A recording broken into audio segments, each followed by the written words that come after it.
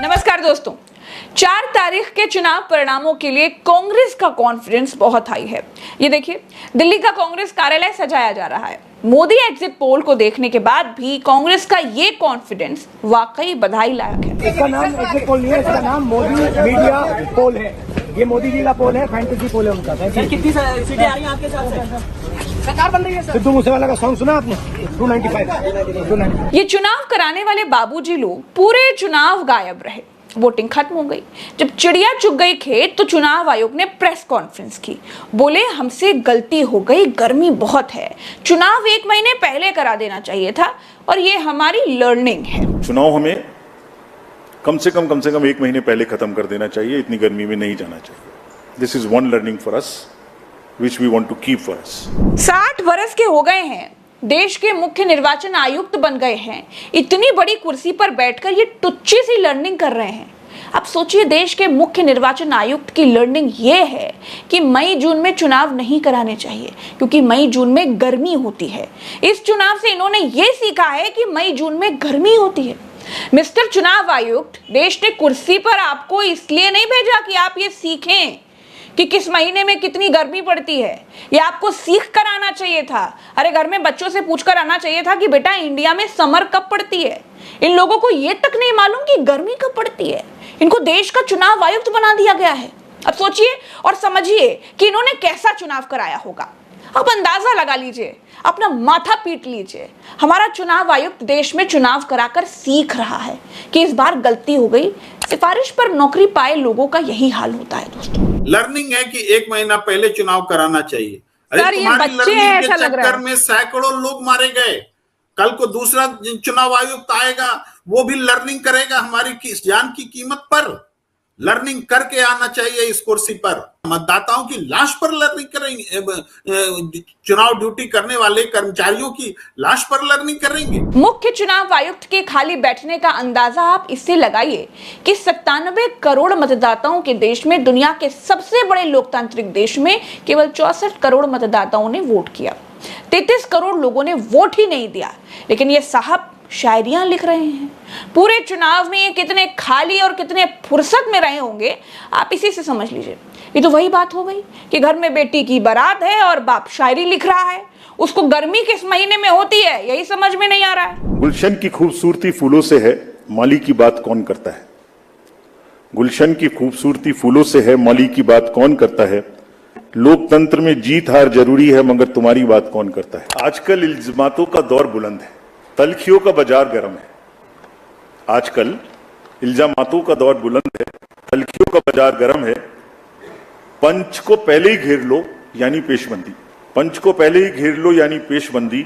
मंजूर है इल्जाम लगाओ हम पर, शर्त इतनी कि साथ में सबूत भी हो। गोया कोई तो बात है, गोया कोई तो बात है। हर बार मुद्दई वही, कचहरी वही, गवाह कोई नहीं। गम का इलाज, शक का इलाज तो हकीम लुकमान के पास भी नहीं। साहब बोले, हमको विदेश के आक्रमण का खतरा था, लेकिन लोग चुनाव आयोग के खिलाफ कोर्ट चले गए। हमने ये तो सोचा ही नहीं था। अरे भैया, ना जाए कोर्ट, क्या चाहते हो, तानाशाही लागू हो जाए क्या?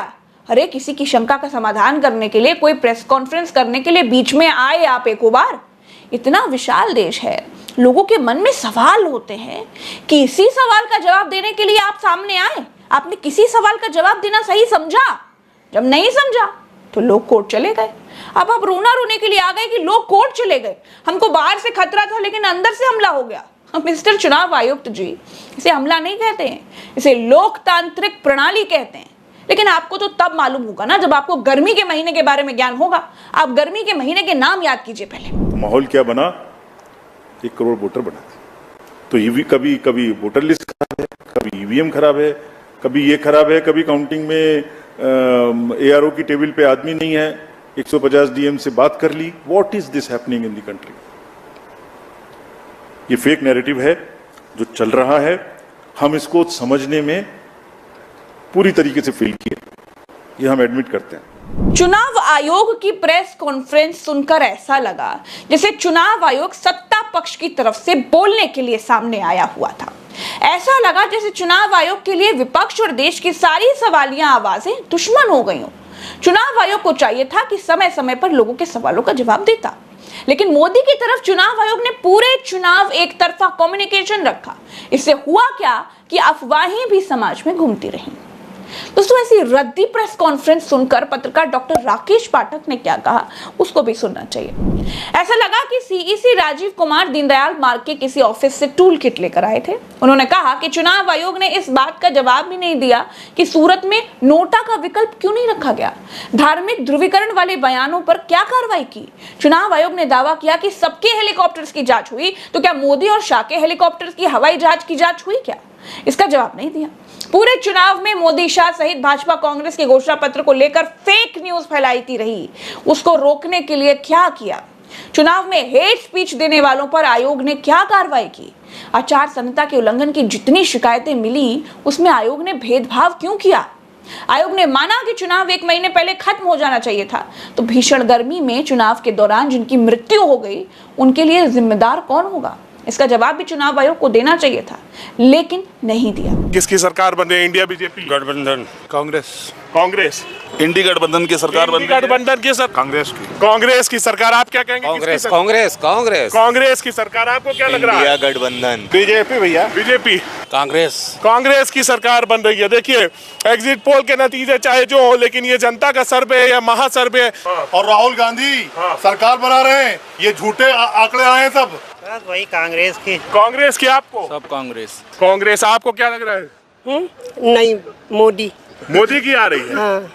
इंडिया बीजेपी दोनों। इंडिया आपको? भैया हमें कुछ पता नहीं, इंडिया ही लग रहा है। चलिए आगे और लोग हैं। कांग्रेस आ जाए बस।